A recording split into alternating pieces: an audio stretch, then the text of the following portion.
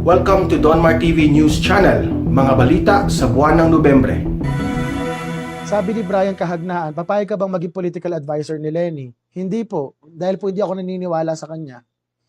I mean, alam nyo, hindi ako naniniwala sa kakayahan niya. Kasi po isa po sa pinakamahalaga na quality po ng isang politician, lalo na po isang national level politician, yung kakayahan po na magpalukso ng puso ng taong bayan. Yung magaling magsalita. Isa lang yun sa maraming qualities na kailangan. Nung nagsasalita si Pangulong Duterte, alam niyo yun, na-excite tayo, yung puso natin tumitibok ng mabilis. Si Lenny wala. 'Di ba? Parang para po nagbabasa ng likod ng bote ng ketchup. Parang ganun po siyang magtalumpate. Sabi ko, anak ng tokwa. Ano po, pampatulog hindi po pampagising Kaya, no, hindi ko gusto maging political advisor ni Lenny. Sobrang busy ko pa po ngayon, lalo na po na nagkakagulo na ang mga political camp dahil may tatakbo, nagpe-prepare na sila sa presidency sa presidential elections. So, nakikichika ako sa mga iba't ibang kampo. So, busy po ako ngayon na busy po ako na nakikichismis. Kaya po ganun. Kung meron po bang nakulong, na korap na politiko or sa gobyerno, hindi kasi ako nakakarinig na may nakakasuhan o merong nakukulong na korap na politiko. Curious lang po, sabi ni Edmond Demax. Magandang tanong. Number 1 po, Leila de Lima. Mapapalaya ba si General Palparan? Walang balita kay Palparan, nakakulong pa din. Hindi ko alam kung palalayain siya. Ba't siya palalayain? Convicted na ba si Palparan? Hindi ako sure Kasi mapapardon ka lang upon final conviction. Pwede ka bigyan ng executive clemency. So, feeling ko hindi pa makakalaya si Palparan. Sabi ni Humphrey Joseph Laurente Baltazar, comment naman sa Velasco Galawan. Ganito guys alam ko mayroong mga galaw si Velasco na hindi kayo natutuwa. Ako, hindi rin ako natutuwa. Kaya lang, let's go back to the basic question. It was at a time when we were made to choose only between Velasco and Cayetano.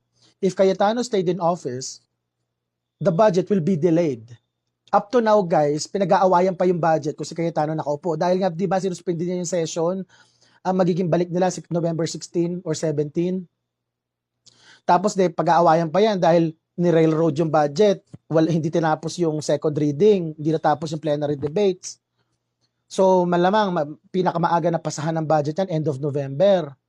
Tapos nun palang pag-uusapan ng Senado. Gets ninyo? So, ibig sabihin, nasa malamang po, madelay ang budget, next year pa mapasa. Paano po pag dumating na yung COVID vaccine ng December, ano pang bili natin? Wala pong pang-COVID ron. Wala pong pang-COVID pag re-enacted yung budget. So, ngayon, ang tanong dito, ano masasabi mo ron sa ginawa ni Velasco? Well, ganito guys, katulad ng pinaliwanag ko kahapon, tatlo ang trabaho ng Kongreso. Tatlo ang trabaho ng Kongreso. First, gumawa ng batas. Pangalawa, maghanda ng budget. At pangatlo, oversight. Yung kung merong mga liberal party halimbawa na sumama sa supermajority, ibig sabihin po noon, mas maraming boboto sa bill, mas madaling maipasa.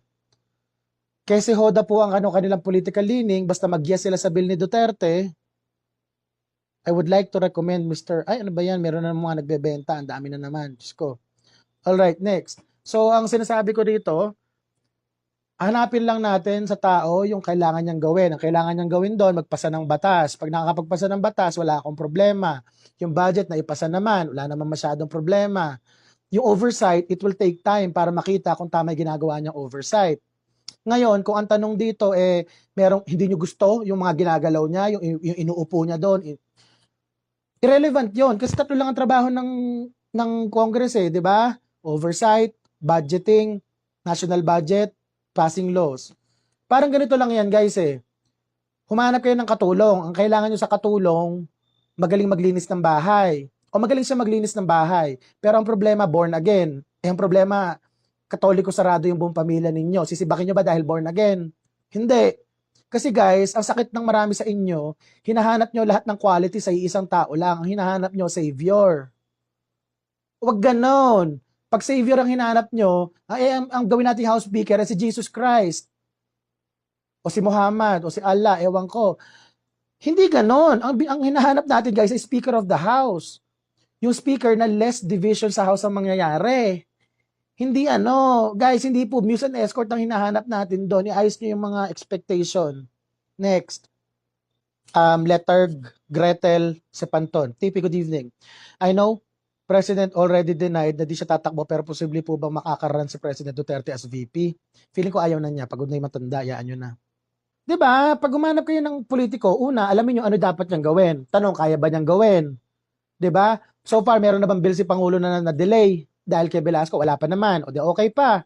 Ang tanong, may bill na ba na na-delay dahil kay Cayetano? Opo, yung pinakamahalagang bill, yung national budget. So kung nakaupo po si Cayetano ngayon, wala pong tumating ngayon January or December, lobas yung COVID vaccine, wala tayong pambayad kasi wala pong national budget. O, paano yun? O pili kayo. 'Di ba? Ganito lang yan guys. Nung panahon na yon, na pumipili pa tayo ng speaker, parang pinapipili tayo between Kia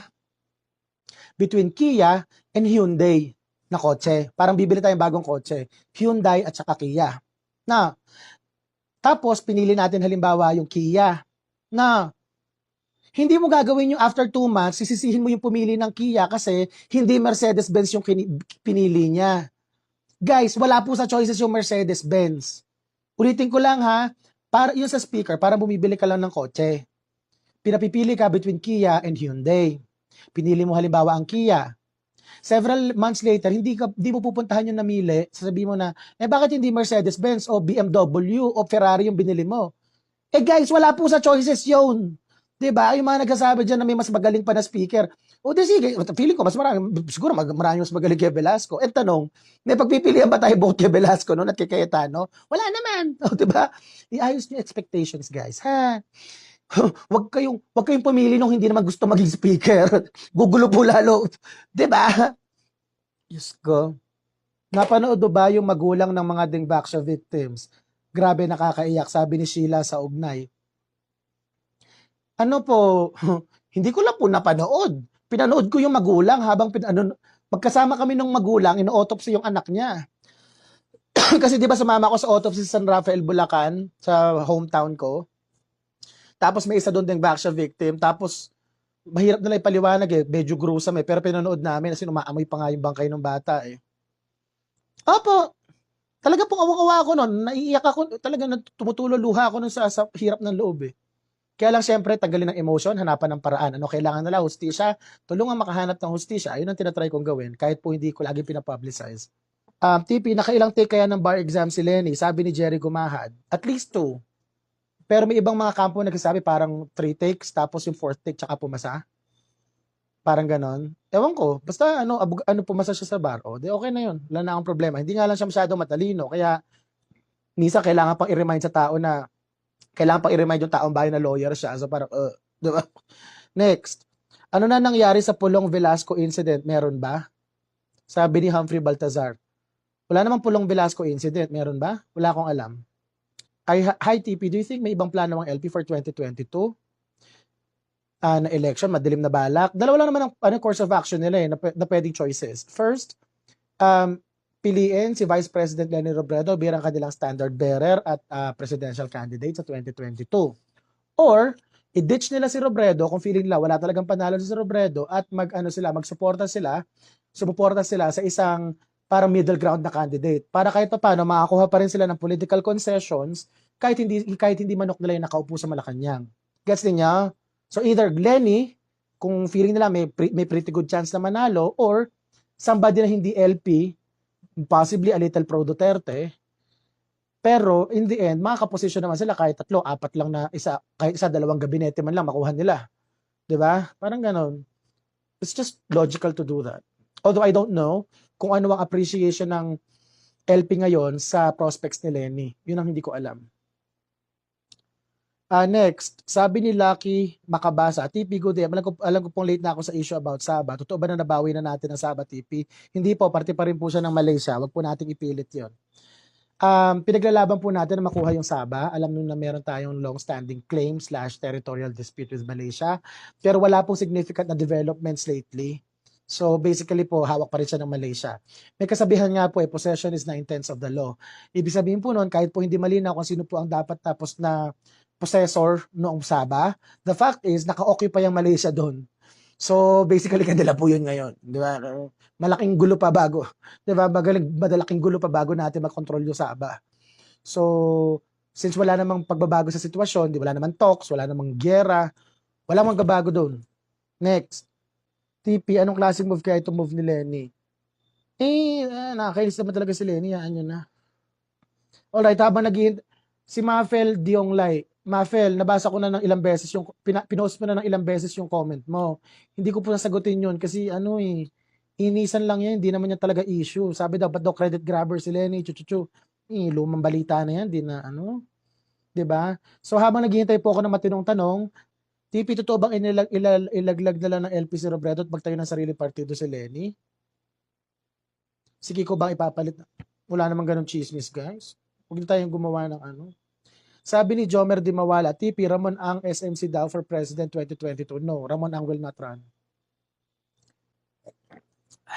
Sabi ni Asher Lopez, TP, may research ka ba about the Marcos Gold? Is it real? Chismis lang yun. Di totoo yun. TP, ano tingin mo mas matalino, si Lenny o si Hilbay? Mas matalino, in fairness naman, mas matalino naman si Hilbay kay Lenny. Hands down. Next. TP, may research ka ba or inputs about the Bataan nuclear plant? Sabi ni PJ Bogal. Mahabang proseso pa yung Bataan plant, promise. Mas urgent na issue. Tuhanan lang. Labo yung Bataan plant. Dami pang sira daw nun, ganun. Pero kung kayang gawin ng Department of Energy na iayos yung Bataan nuclear power plant, edi congratulations. Pero 30 plus years na po yan na hindi gumagana. So, ano gagawin? Paano yun? Diba? Good luck na lang, ganon. Hindi ko kukontrahin ng kung kaya paandarin uli yung Bataan Nuclear Power Plant. But I am not exactly optimistic kasi I am aware of its current condition. Diyos ko, sabi ko nga nung una, yung airport nga lang ni Ramon ang sa Bulacan hindi matuloy-tuloy, hindi mabigyan-bigyan ng ECC, Environmental Compliance Certificate. Airport lang yun. Paano pa yung nuclear plant? Hamak na mas mabigat yun. Kolabo nun. Next, may comment ka po sa appointment ni GMA. Guys, matagal lang ina-advise si GMA si Digong. So kung binigyan siya ng isang pirasong papel na 1 peso a year naman ng sweldo, wala pong nagbago, nagkaroon lang ng papel. Kaya po yung wala po akong reaction. Matagal na Matagal ng Dali lang. Medyo shiny ako. Wait lang. Next. Sabi ni Mark Lucila, TP, meron na po bang hint sino talaga ang susunod kay President Duterte sa kampo niya? Wala pa po. Next. TP, bakit nilalabas yung mga lista? Ba't hindi nilalabas yung listahan ng mga sangkot na kongresista? Sabi ni Denver Duterte. Kasi po, kung ako yung si Pangulong Duterte, ba't hindi ko papangalanan ngayon? Kasi kailangan ko po mapasa yung national budget. Hindi pa po na ipapasa ang national budget. Kailangan niya mapasa bago matapos ang December. Kung pinangalanan mo yung ilang pong kongresista na kurakot na yon, edi kinontra ka nun, sinabutahin nila yung budget, may bycam pa, bicameral pa. 'Di ba? Isa-isa lang, hindi po pwedeng bilhin mo lahat ng isang punta lang sa supermarket. Kung ano lang kaya ng budget mo, kung ano lang kaya ng political capital mo. So ngayon, kung papangalanan natin yung mga kurakot na congressman, yung mga kurakot na yun at saka yung mga aliado nila, sasabotahin si Duterte. Ngayon, ang mali lang nila Pangulong Duterte at saka ni Greco Bellica, in-announce pa nila. Parang, meron pong ilang pong congressman na kurakot pero hindi po namin papangalanan. Edi putot, yun ang nangyari. Hindi mo rin pala papangalanan, dapat in-announce mo pa.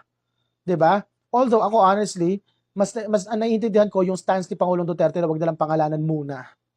Ganoon.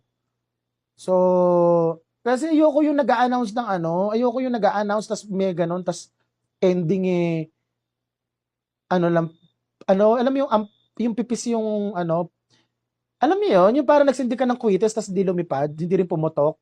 Nagalang, ganun lang. Alright, next. Kung may makakausap ka mga kabataan na bulag pa din sa mga kaputahan ng LP, sabi ni John Barreto, ano ang pinakamahalagang issue na talakayan mo para masubukan kumbinsin sila na magising sa katotohanan? No, hindi ko sasabihin sa kanila, makinig ka sa katotohanan. Hindi, corny yun. Sabihin mo lang sa kanila ganito. Okay lang na magka-opinion. Ganito sasabihin ko sa mga kabataan na dilaw. okay lang na magka-opinion ka. Walang problema doon. Karapatan mo magkaroon ng opinion. Meron tayong freedom of speech. Pero you have to understand na no matter what your opinion is, do not forget to perform your primary responsibility as a kabataan. Yun yung mag-aral mabuti at maging produktibong miyembro ng lipunan. Magkatrabaho ka, tumayo ka sa sarili mong paa. Alam mo kung bakit? Kasi hindi mo pa panahon. Pwede ka makialam sa politika pero wala ka pa sa posisyon na pakikinggan ka ng karamihan ng Pilipino. Kasi bata ka pa eh. Ang political maturity po kailangan ng panahon para makamit. Ako po, kahit pa paano, may nakuha akong political maturity pero kumpara po sa mga mas matatandang mga politiko, immature pa ako. 35 na ako niyan. Tapos 5 years ako na non-stop na bumabantay ng politika. So, in short, it's not your time yet. 'Di ba? So, ang gawin niyo habang hindi niyo pa panahon, gumawa na kayo ng paraan para matutunan niyo lahat ng pwede niyong matutunan so that when the time comes na you will take over governance ng bansa na ito, alam niyo na yung gagawin. Hindi yung puro kayong ngaw-ngaw, bata pa lang kayo, tapos nang pauupi na kayo, hindi nyo rin alam ang gagawin. And you'll be repeating the same mistakes na inirereklamo ninyo years ago. Diba? Ganun lang naman. Next.